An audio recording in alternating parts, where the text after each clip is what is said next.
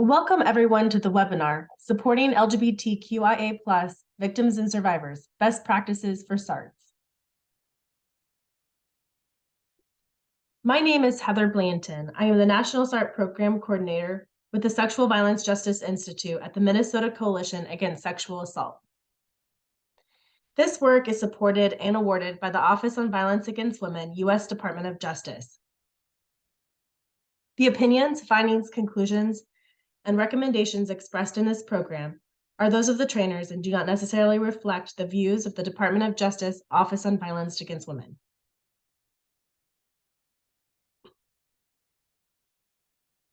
MNCASA is a statewide coalition driving transformative culture change to address sexual violence through advocacy, prevention, racial justice, and systems change.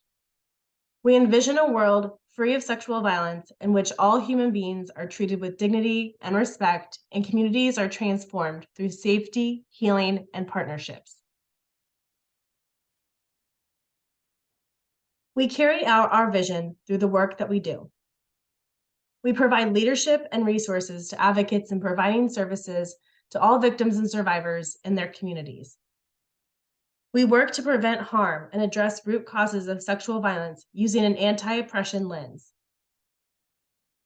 We work toward a Minnesota where BIPOC survivors have access to safety, affirmation, and systems they can trust and use. We invest in community-focused work alongside our efforts to transform systems, prioritizing underserved communities.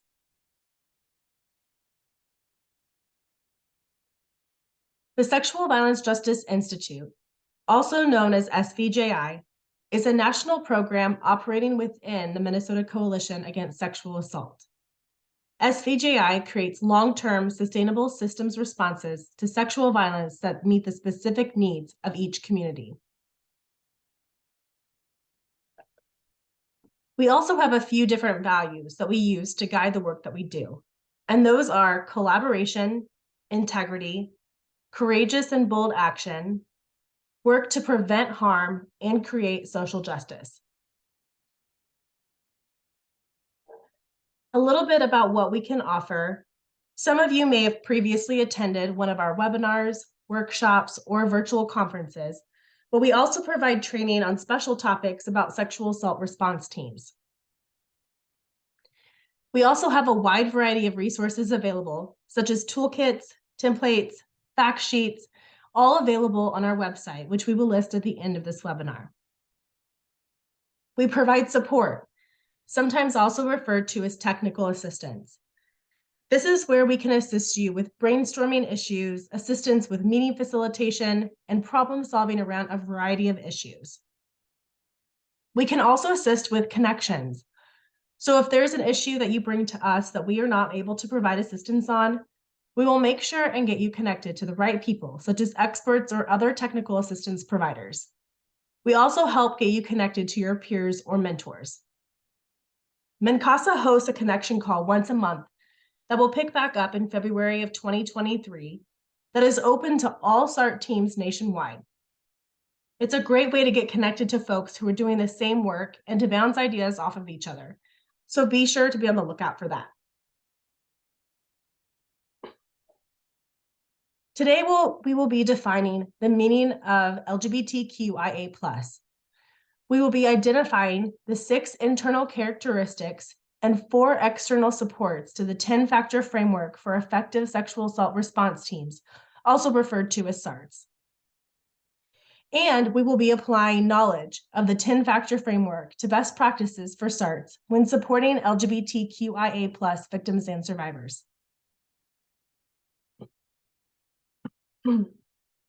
Before we dive into the presentation today, I want to make a quick note on language that will be used. LGBTQIA+ is an acronym made up of terms intended to be more comprehensive in the inclusion of the lesbian, gay, bi, and trans community. The additional inclusion of QIA+ include queer and questioning, intersex, asexual, and the plus sign represents additional communities such as a catch-all. LGBTQIA+ may be used interchangeably with LGBT, LGBTQ, or other variations. So why are we talking about this today?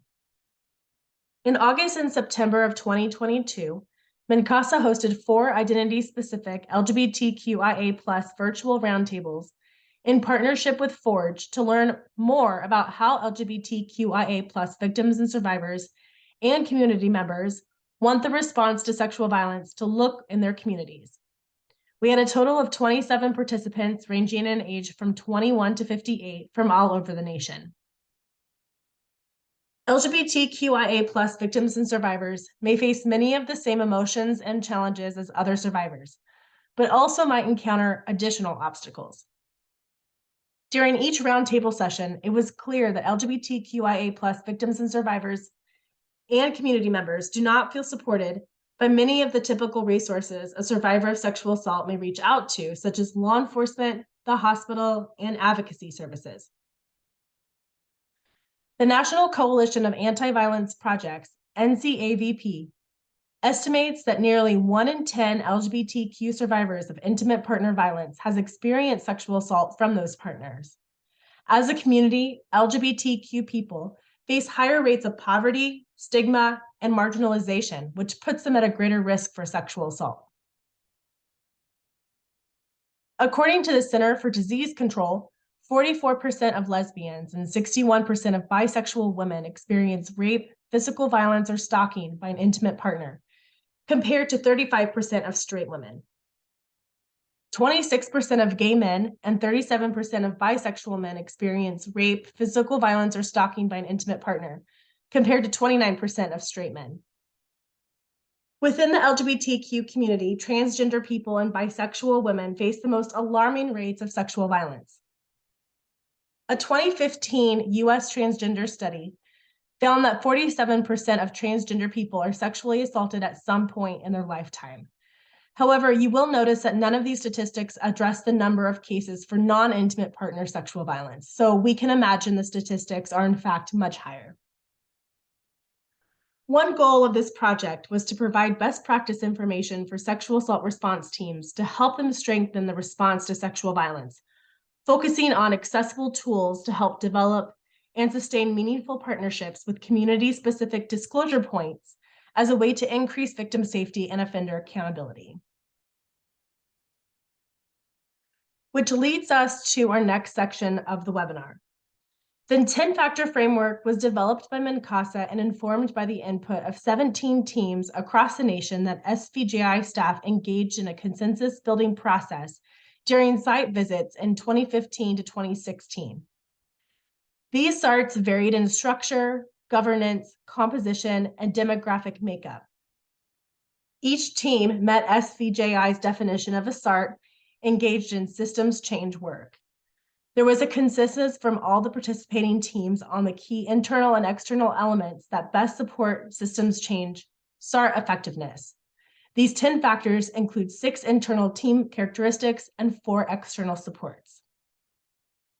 The primary difference between the internal and external factors in the framework is that the internal factors are parts of the structure, activities, and culture of the team itself. The external factors, on the other hand, represent things that members, agency, and community members can bring into the team from the outside. We will take a look at each one of these factors and tie them into best practices for SARTs, specifically around supporting LGBTQIA+ victims and survivors. The first internal team characteristic is shared vision and model.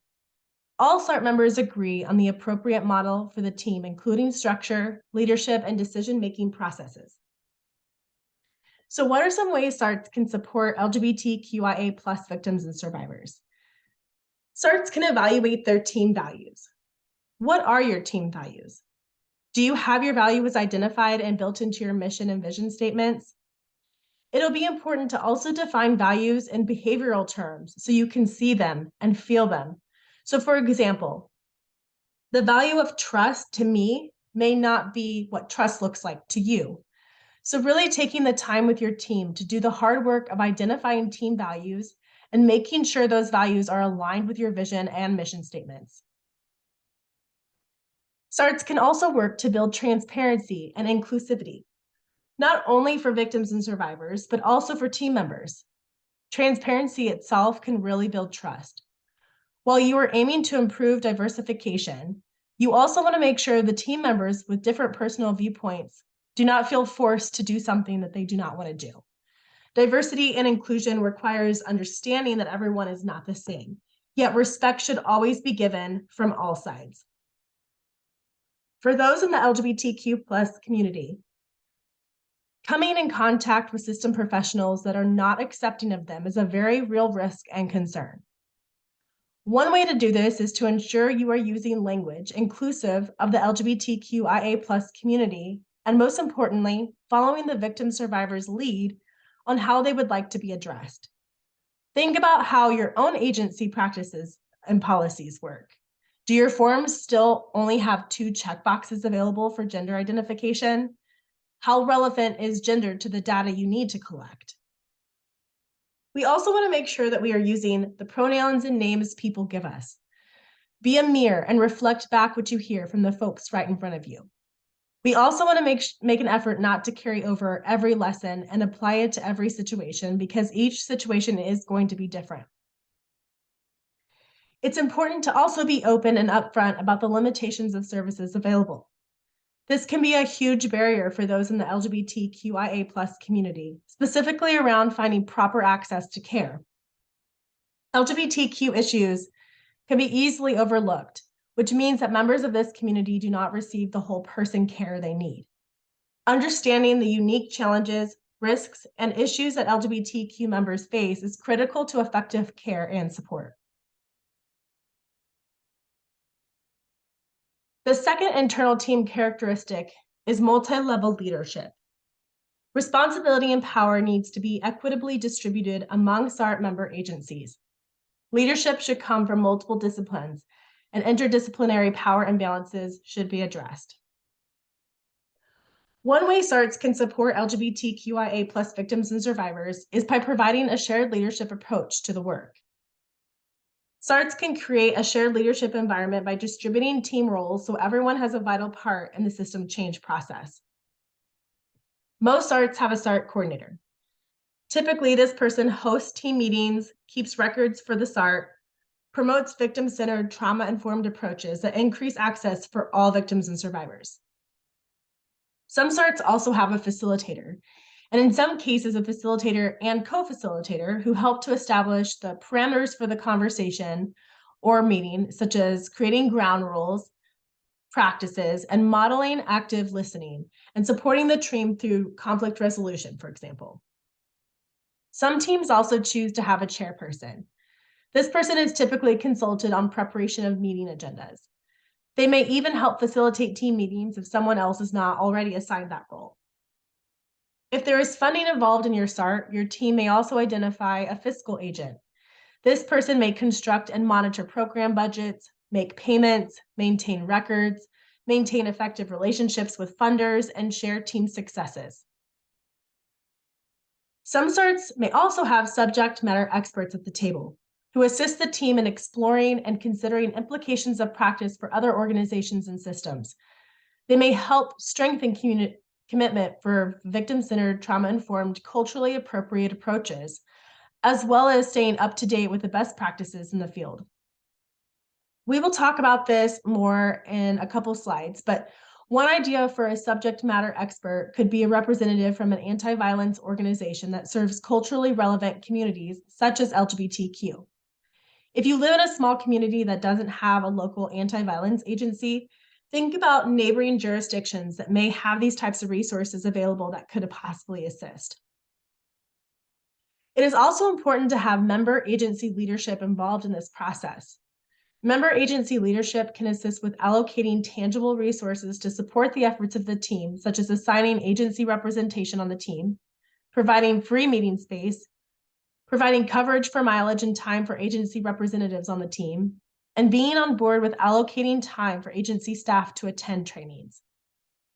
Each team will look different. There is no one-size-fits-all approach to this process. However, the main takeaway of this internal team characteristic is to ensure to the best of your ability that there is the concept of shared leadership amongst your team members. The third internal team characteristic is culture of learning. SART should maintain a culture of learning that emphasizes the importance of seeking to understand the unique context of every situation, documenting and examining successes and setbacks, identifying emerging strategies, and applying new information to continually improve. A great starting point for your SART to support LGBTQIA+ victims and survivors is to assess the status quo in your community. We need to know where our community is at so we know how to move forward. A little bit later in the presentation, I will be introducing a new resource that Minkasa created called the LGBTQIA+ Cultural Humility Readiness Assessment. SARTs can complete this readiness assessment to identify current efforts as well as areas for improvement and implementation of future work. It is really about this shift in the language away from cultural competency, which gives the impression that service providers can reach some predetermined level of expertise in working with one or sometimes many specific cultures, and that learning will be done at some point. However, the term cultural humility portrays the idea that expanding one's knowledge of culture and diversity is a lifelong learning process, a way of thinking, and a mindset grounded in genuine curiosity and equity. There are several ways that you as an individual can also practice cultural humility. Visualization, journaling, or a combination of both can help you become more mindful of the world around you as well. The fourth internal team characteristic is continual evaluation and improvement. The ongoing cycle of assessing the status quo, making changes based on the assessment, and evaluating the success of those changes is the foundation of the systems change model of SART work. SARTs can evaluate themselves by monitoring the implementation of changes made, assessing gaps and barriers, conducting surveys, focus groups, and case file reviews. So what can SARTs do to support LGBTQ+ victims and survivors? As mentioned before, we'll talk about this resource more later on in the presentation, but it'll be important to regularly revisit the LGBTQIA+ Cultural Humility Readiness Assessment to evaluate progress made and current action plans for improvement and implementation. SARTs can also conduct a community needs assessment or a focus group to address the specific needs of the LGBTQIA+ community. As a SART, we are continuously in the cycle of systems change. We assess the status quo, we make plans to affect change, and then we measure that change. And this is no different.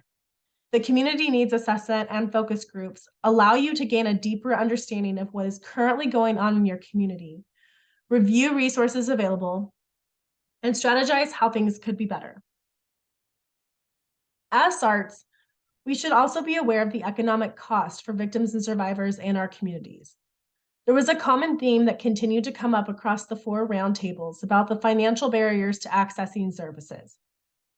The victims and survivors may experience loss of employment, yet have a need for therapy or mental health services, face healthcare costs and other expenses related to seeking services, but not have the financial means to do so. Some states evaluate the cost of sexual assault in their state, which allows for them to take a deeper dive into the systemic estimate of the cost of sexual violence. The fifth internal team characteristic is diverse membership. SARTs that include many disciplines and community members typically thrive because this encourages members to think beyond the boundaries of their own institutions and disciplines, expands the unique network and points of leverage for collaboration for the team, and may better represent the makeup of the community. Just as important as multidisciplinary diversity within a SART is individual diversity. Every SART should strive to have members whose identities reflect the full spectrum of community members being served by the team. If every member of the team comes to the table with a similar set of lived experiences, so for example, being white, college educated, and living in a good part of the community, the team as a whole is going to have a very limited perspective on what the community is experiencing and what its needs are. Although it may be more difficult in some communities than others, making every effort to ensure as much diversity among team members as possible can greatly improve a team's ability to remain connected to the community as a whole and to be adaptable and responsive to the evolution of the community members' needs. Culturally relevant organizations provide information on diverse communities, improve your SART's ability to provide meaningful services to all victims. This may include agencies that work with distinct populations, such as LGBTQ individuals, the deaf and hard of hearing communities, non-English speaking people, and immigrant and refugee communities, for example. Community groups and agencies that are underserved or hard to reach should be approached. It is important for the success of your SART to create trust within the community.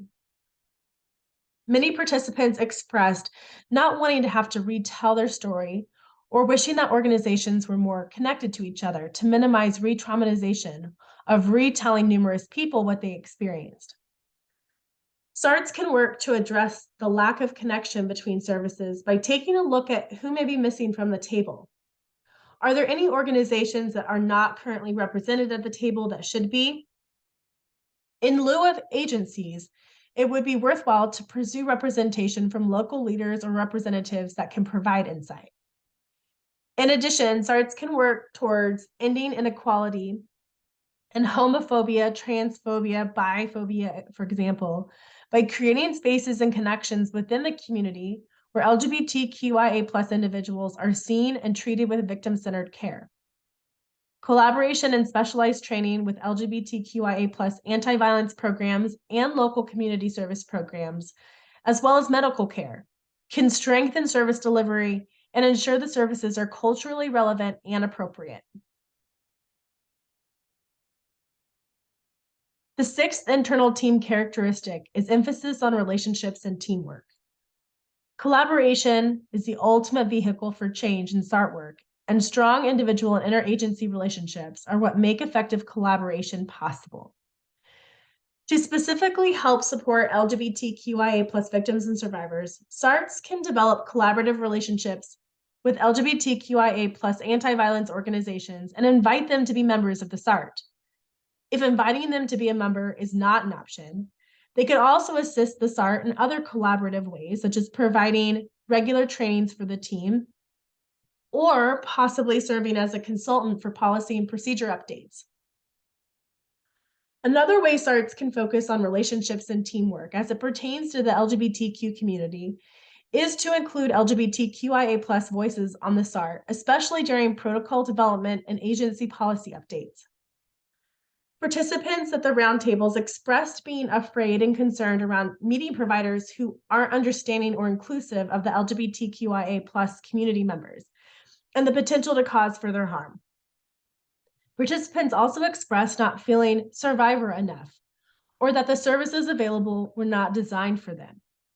SARTs can work towards addressing the lack of representation and focused services in multiple ways.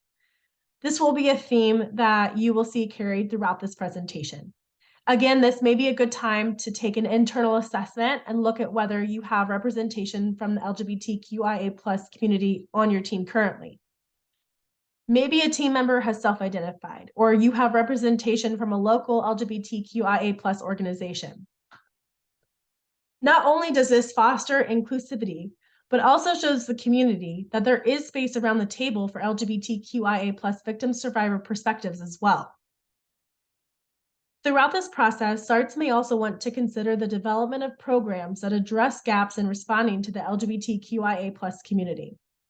In developing a program, it's important to make sure that any internal assessments consider which member agency would make the most sense to house, provide structure and sustainability for new programming, while also building upon partnerships that can be utilized from the SART.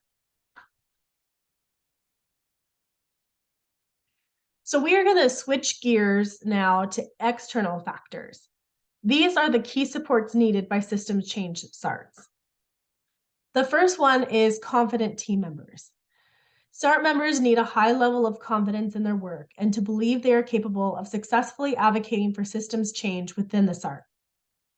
There are many ways in which SARTs can support LGBTQIA+ victims and survivors, but we will just touch on a few of them here. First, let's think about how we inspire confidence in ourselves. How might we inspire confidence in our team members? This could look a variety of different ways, but one way is that we can encourage each other through our mistakes. We are human. Mistakes are inevitable, but how we learn and move forward from those mistakes matter. We all know systems change work takes a long time. Sometimes the work that we do on the SART may feel small and insignificant. So it's important to celebrate the small successes as well as to keep the momentum of the team and to boost energy.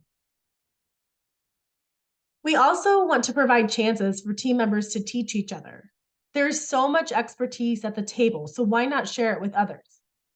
Carving out time during scheduled meetings for cross-training could be extremely beneficial for not only new team members, but also as a refresher on role clarification. Each of us can work on ourselves to grow our confidence individually as well. And there are two ways that we can do this. We can work to grow humility in interpersonal ways. So, for example, intentionally engaging in self-critique and reflexibility to recognize and accept biases and assumptions. Knowing our own cultural biases and values is paramount to growing on an interpersonal level. We can also work to grow humility on an interpersonal level. So, for example, engaging in mindful, active listening, where team members ask genuine, open-ended questions of the people they encounter to better understand. This could also look like creating relationship-oriented leadership. This requires us to be focused on supporting, motivating, and developing individuals and teams through collaborative working. We seek to establish meaningful relationships with our team members and aim to utilize this connection to maximize the efficiency of our collaboration work. The second external factor is supportive member agencies. Support from member agencies is essential for the SART to maintain team cohesion, achieve its goals, and create meaningful systems change. Member agencies should support the team by allocating time and resources to SART goals and activities by signing a memorandum of understanding to formalize the partnerships. What can SARTs do to support LGBTQIA+ victims and survivors? SART should consider ways to compensate community members for their time, as unlike other members of the team, community members may not have the benefit of being in a position that pays for their time and travel. We want to make sure here that we are not just honoring community members or victims and survivors' contribution with money. We really want the focus to be on how we honor and acknowledge people by the way that we keep them involved and informed. So again, this is a great place where transparency comes into play. So not only do we want to be upfront about the option for compensation, but it's also extremely important to fully brief the individual on what they are getting into. What role will they play on the team? This can be an area to tread with some caution because we also want to recognize that sometimes money has perpetuated trauma and can turn situations into transaction versus relationship, which we want to be mindful of. With that being said, everyone perceives time, money, and energy differently, so we want to be respectful of that as well. The third external factor is access to resources and networking. SARTs often attend or facilitate trainings and conferences to pinpoint current challenges, address new opportunities to create systems change, and learn from other teams doing similar work. There are quite a few options for how SARTs can provide support to LGBTQIA+ victims and survivors, specifically around the issue of access to resources and networking. The majority of participants express a general mistrust in systems and institutions due to inadequate knowledge and training of staff on LGBTQIA+ support and care, which perpetuates stigma and discrimination. To address this, we recommend SARTs seek out the most up-to-date information from technical assistance providers to ensure your team is implementing best practices around trauma-informed services and culturally appropriate LGBTQIA+ victim survivor support.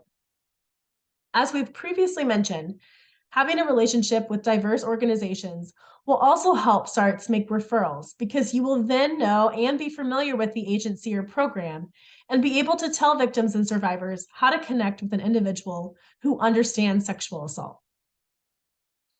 I also wanted to note that MNCASA provides connection calls once a month. I think I mentioned this in the beginning, that really strive to help SART team members build those relationships with and learn from one another. This is a great place to come, connect, and discuss topics that are relevant to the work that you do. During the roundtables, the location and proximity of services was also a common theme amongst participants, specifically that services were sparse in rural communities. SARTs should be aware of the jurisdiction that they serve and the potential gaps in service, particularly in rural areas. It may be helpful to collaborate with neighboring jurisdictions who may have more resources to assist in filling in any potential service gaps. Another common theme was a lack of access to safe resources in LGBTQIA+ communities. SARTs play a unique role in supporting LGBTQIA+ victims and survivors. As mentioned before, SARTs can use this opportunity to reach out to agencies who specifically provide services for victims and survivors that identify as LGBTQIA+. If you do not have culturally specific services in your area, SARTs can work to increase access for culturally relevant training for hospital staff, court staff, law enforcement, for example. This is also a great opportunity to work together as a team to identify gaps or areas in services to address inconsistencies in response. The fourth external factor is community support and involvement. SARTs must have support and involvement from their communities, not just the disciplines involved in sexual violence response. Community engagement should regularly involve the community for input and team membership and can include victims and survivors, community leaders, culturally specific communities, faith leaders, and more.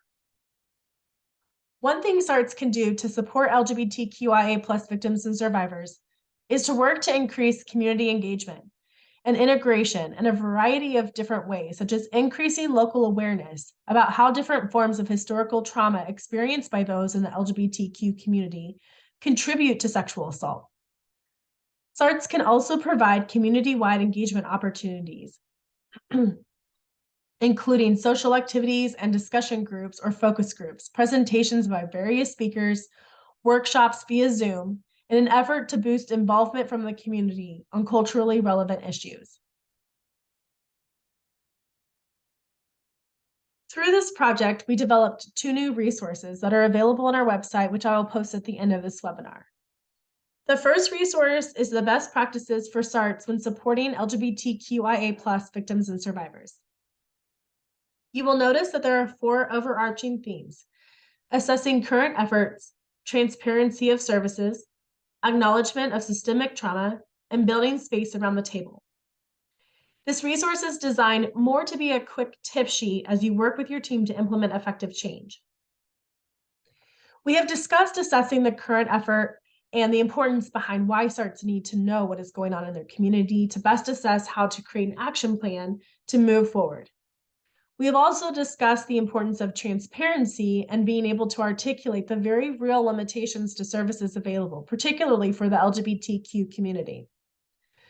But SARTs also need to have an acknowledgement of the systemic trauma as it pertains to the LGBTQ community.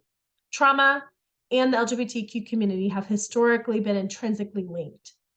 One recurring theme we heard among the roundtables was that there are oftentimes one or sometimes several events that negatively impact this specific community. Trauma and the LGBTQ community are nuanced and complex issues that pervade social groups, communities, and countries. Individuals who experience trauma can be affected for life. The trauma can reach into many different aspects of their life and create social and economic, physical, and behavioral health impacts as well. So how does a SART ensure agencies are providing care and supporting trauma-affected sexual assault survivors? That is where trauma-informed support comes in. And I'm not going to go into this topic too much, but at a basic level, we want to realize that not only does trauma affect all aspects of a person's life, but also families and communities. Implementing trauma-informed approaches also means that we can recognize the signs of trauma and that we can respond on a personal and organizational level to promote healing by providing an environment that is resistant to traumatization. If you would like more information on what trauma-informed approaches may look like, please reach out to Minkasa. The last theme is building space around the table for LGBTQIA+ voices. As we have discussed today, there are many ways SARTs can work to create collaborative relationships with anti-violence organizations or community members. Knowing your jurisdiction, what culturally relevant services are currently available, if any, will also better inform the collaboration process. The second resource is the LGBTQIA+ Cultural Humility Readiness Assessment. This tool is designed to assess your team's current efforts and highlight areas or gaps where improvement is needed. The tool is broken up into different categories, such as staff training, SART mission and vision, services, welcoming environment, LGBTQIA+ representation, and policies, protocols, and evaluation. We recommend that SARTs revisit this tool on a regular basis. Humility allows for an understanding that we will never know all there is to know. Humility is a continual learning process about other cultures and communities that includes self-reflection and self-critique. I will include a link to our website at the end of this presentation. All of these resources that we have discussed today are available to you on our website. We want to keep this conversation going. There is still a lot of work left to do, so let's continue having serious and open-minded conversations about gender identity and equity, not only in our professional capacity, but also with our loved ones and friends. Be part of a supportive culture. Be affirming and respectful. This may mean we sometimes just sit and listen. Educate yourself. Identify implicit biases and mistakes, confront them, and move forward. We all have room to grow, and by being here today, listening to this presentation, you are moving in the right direction. Please feel free to reach out if you have any questions or need assistance finding any of the resources discussed on this webinar today. Thank you and have a great day.